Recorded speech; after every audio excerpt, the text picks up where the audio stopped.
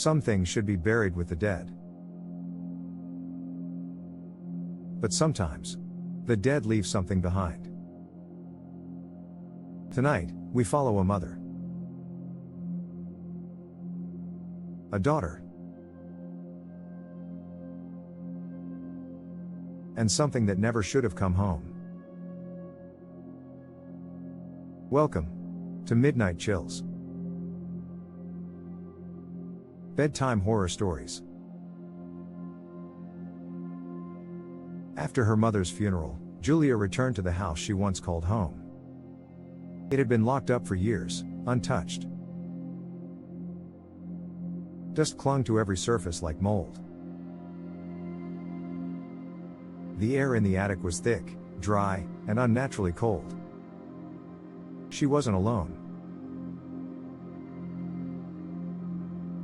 Her 3-year-old daughter, Lily, wandered the halls below as Julia sorted through her mother's old belongings. Tucked into a forgotten trunk beneath old linens and yellowed letters, Julia found a porcelain doll.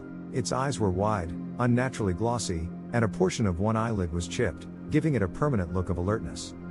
Though something about it felt wrong, she took it downstairs.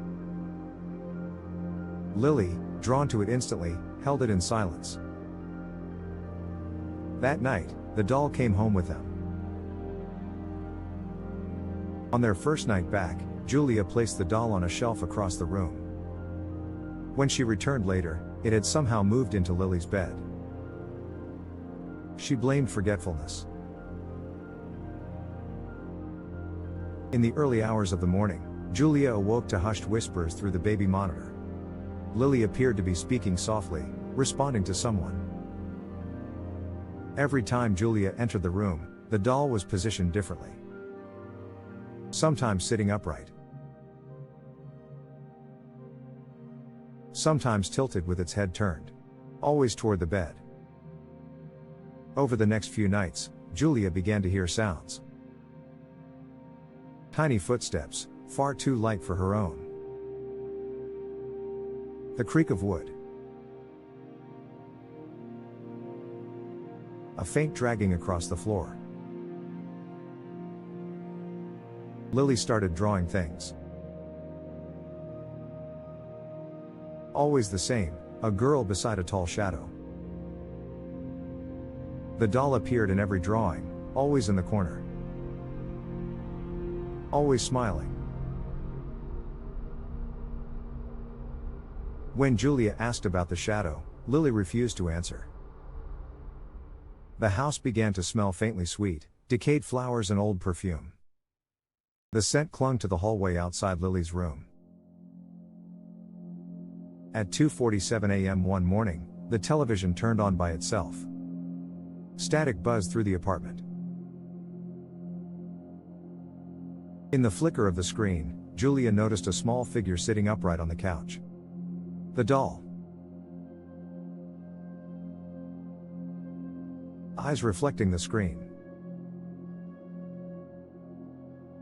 Arms resting neatly in its lap. She turned off the television. Placed the doll inside a closet. Closed it tightly. But the next morning, it was seated once again, this time at the kitchen table. Julia reached out to one of the neighbors who had known her mother for decades. When she described the doll, the woman's expression changed instantly. It had belonged to Julia's great-aunt Clara. Clara had died in that very house. Sitting in the attic. Eyes wide open. The doll in her lap. Still smiling. The family had tried to bury it with her. But the doll would always return, always appearing in the attic again, days later. No one could explain it. Julia examined the doll more closely. Behind its dress, Stitched into the porcelain back, was a patch of real human hair. Beneath it, an old inscription carved faintly into the ceramic. Belongs to Clara. Do not separate. She tried burning it. The flame would touch the surface. But nothing would burn. No smoke. No damage. No heat. That night, Lily woke up crying. Her nose bleeding. Her eyes bloodshot. She began to murmur in her sleep, calling someone. Not Julia. Lily's behavior began to change. She grew cold. Distant. Sometimes speaking in a tone far too mature for her age. She stopped eating. She'd sit for hours, staring blankly at the wall with the doll in her lap. Julia once found her daughter sitting in the corner of the room, face pale, murmuring words in a language she didn't understand. On the mirror, written in a fog of breath that neither of them had caused, were the words, "She belongs to me." One night, the lights flickered violently. When they returned, Lily was gone. Julia found her in the attic, sitting where Clara had died. The doll in her lap. A kitchen knife clutched loosely in her tiny hand. She didn't speak.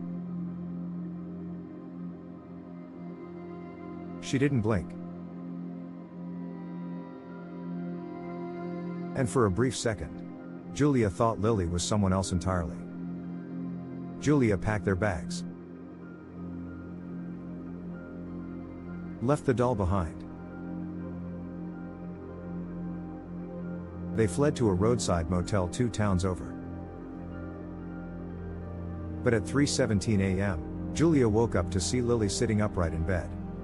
The doll was back. In her arms. Lily smiled.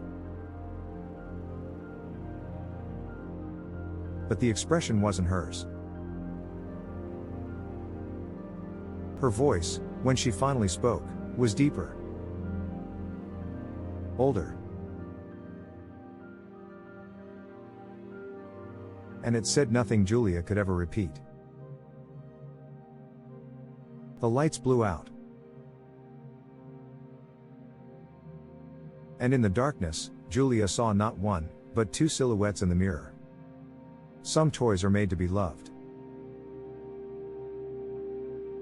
Others demand something more.